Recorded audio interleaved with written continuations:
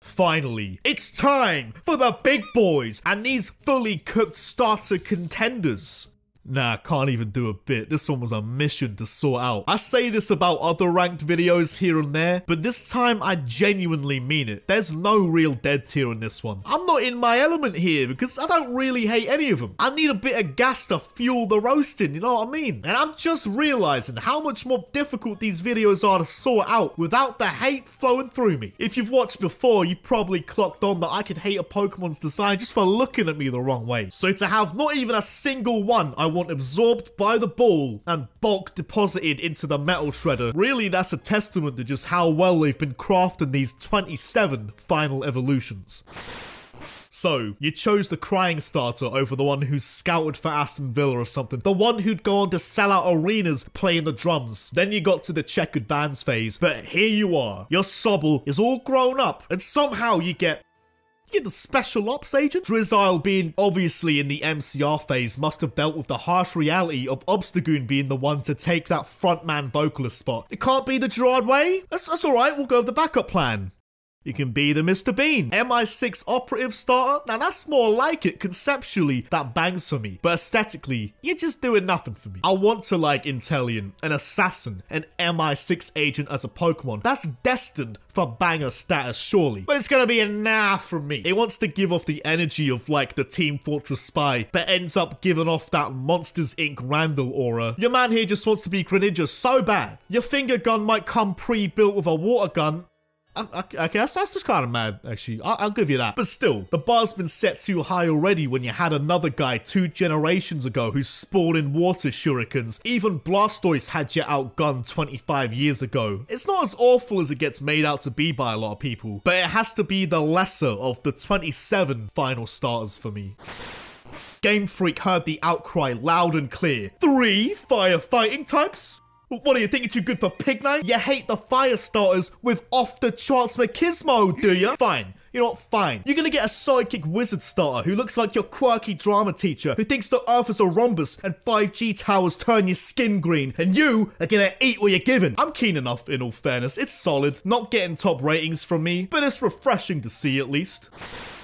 Cinderace sadly getting low ratings like Inteleon, but I can at least appreciate the creativity of going for a full-on striker Pokemon. Galar region, of course you've got to have a starter who knows the offside rule. Would do it all on the pitch, good cross on him, takes a reliable pen, not afraid to sink 12 studs into someone's shin, gonna need some military grade oven mitts for goalie gloves and all. Those shots gonna be extra spicy from this one. Save a shot from a Cinderace, you can say goodbye to your fingers, but you can say hello to your newly acquired Cumberland sausages. It'd make for a banger Japanese World Cup mascot, but a fairly lower tier starter Pokemon. You know, I'm usually fine with human-like Pokemon, but Cinderace is peak anthropomorphism. I like Scorbunny and Raboot highly enough, but they still look like I could buy one from a Pets for Home. Only way you're getting a Cinderace is with a lot of persistence on the dark web and an air pump. If you went back and told me 5 years ago, where is this specimen from? I can't tell when I would have guessed Pokemon. Somewhere between celebrity athlete side character in Zootropolis and fursuit Fernando Torres.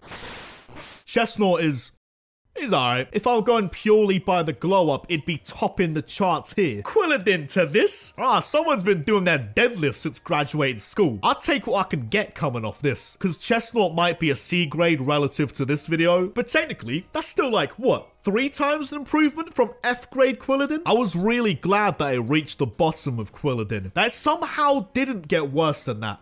Although I'm morbidly curious how. Quilladin looking as clapped as it does is probably why Chestnut goes under the radar to begin with. The amount of players this weapon must have scared off. Like a lot of Kalos, Chestnut seems to be very underrated. I just think it would have made for a better evolution if it retains the original color palette that Chespin had.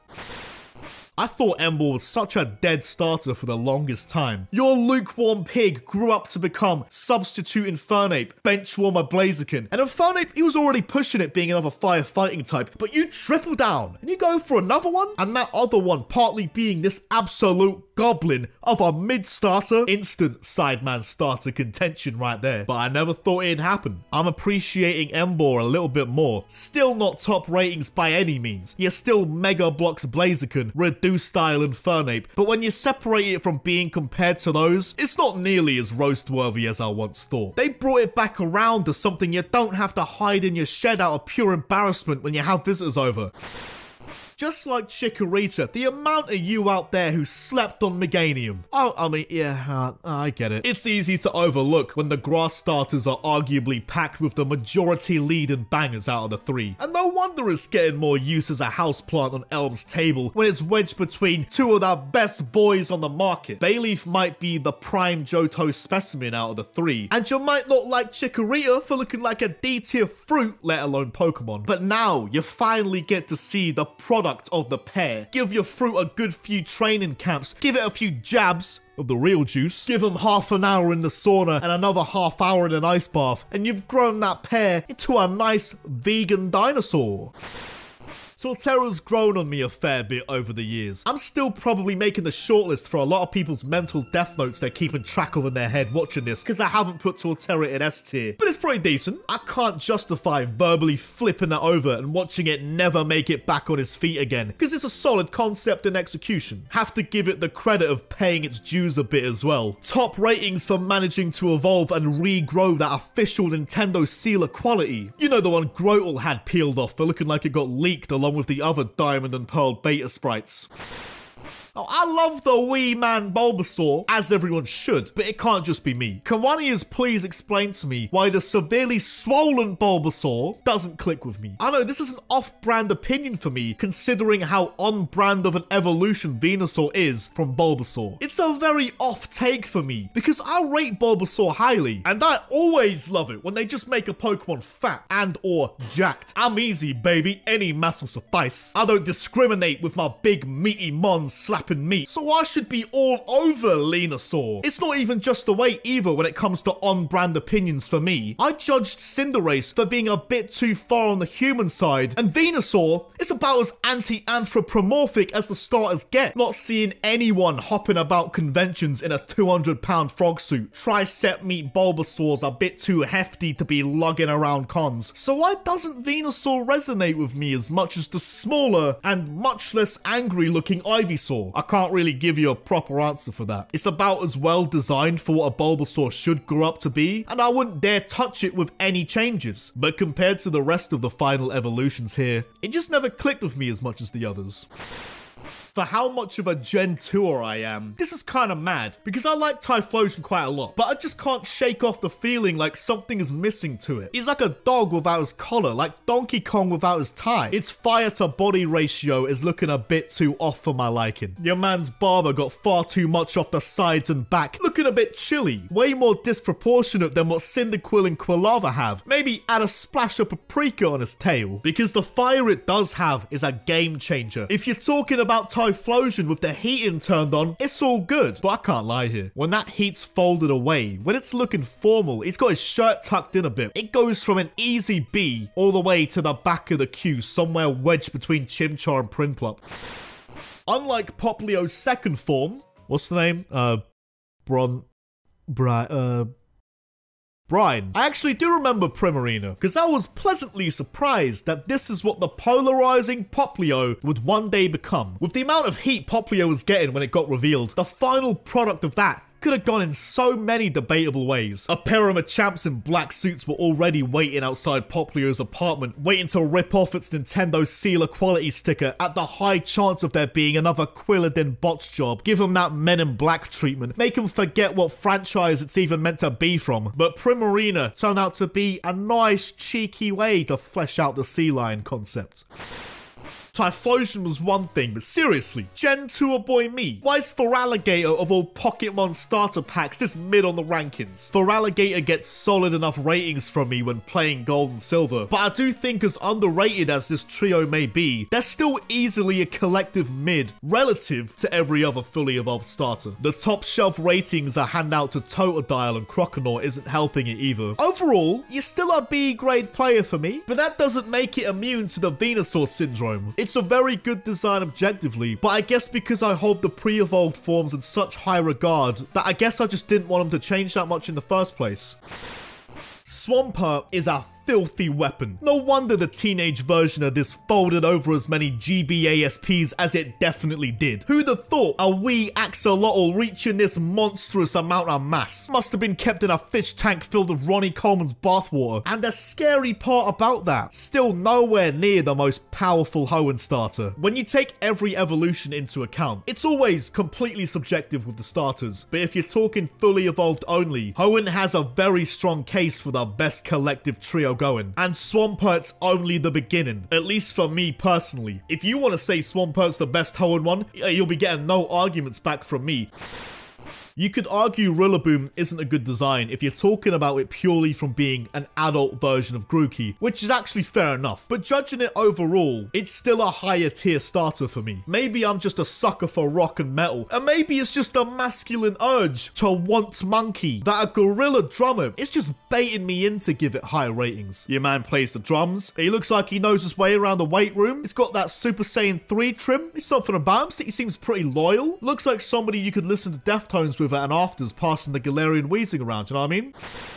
If you had a Pokemon game and at the start of it you had 27 choices now for any starter you want, each of their 8 and 9 professors merged their briefcases to spawn up that Gigantamax Seto Kaiba briefcase. In that situation, you know, I'll trade you this shiny blue eyes or whatever you're grooming me up for here, Kaiba boy. Just take that 15th ball with the Oshawott in, and you can go ahead and trade them up into Samurott for me, and you've got yourself a deal.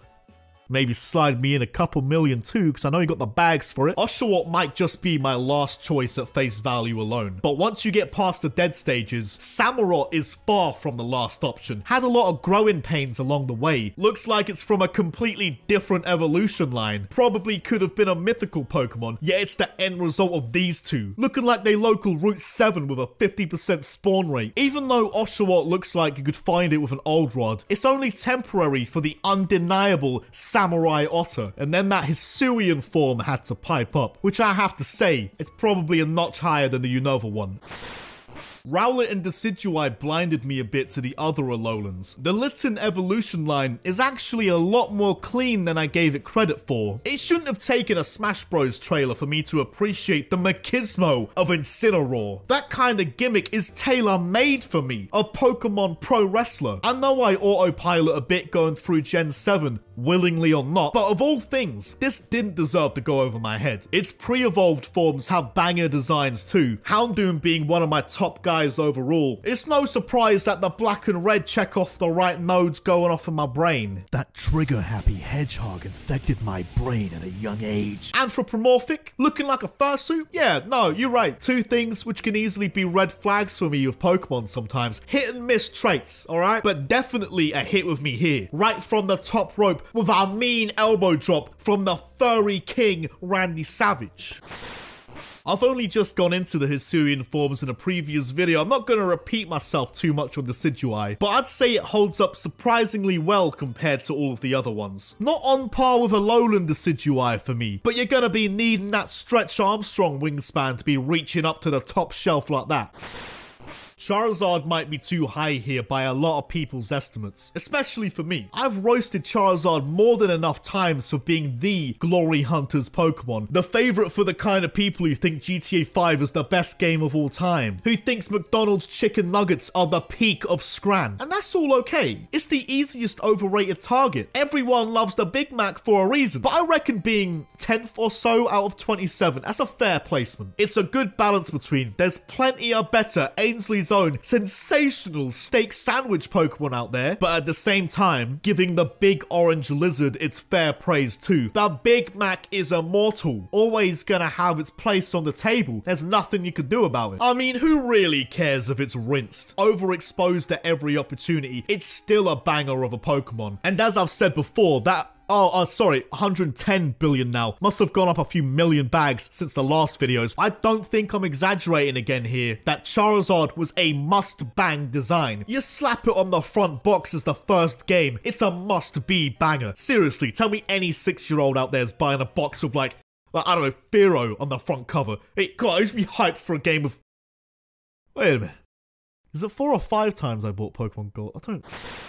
Chespin was my guy in Kalos, but I do have to admit, if we were choosing based on the full evolution, Yeah, I can't guess to you otherwise. I'd choose Greninja too. Quilladin somehow didn't scare me off enough to switch to Froakie, but I definitely can't fault people for making the executive decision there. I can see why people would. Anyone can. Greninja oozes high levels of main character energy in the way that they tried to ooze out of Lucario, and as much as they kept squeezing Lucario like the furry fruit it is, it will never ooze that same charisma as effortlessly as Greninja does. A lot of people see Greninja the way I do Lucario, as a forced poster boy, which is true. It does get that promotional push, but to me, it doesn't seem anywhere near as forced or unnatural. Because you know what? It's actually refreshing that a modern generation has its own Charizard instead of them just using Charizard again. In a generation where they did just use Charizard again.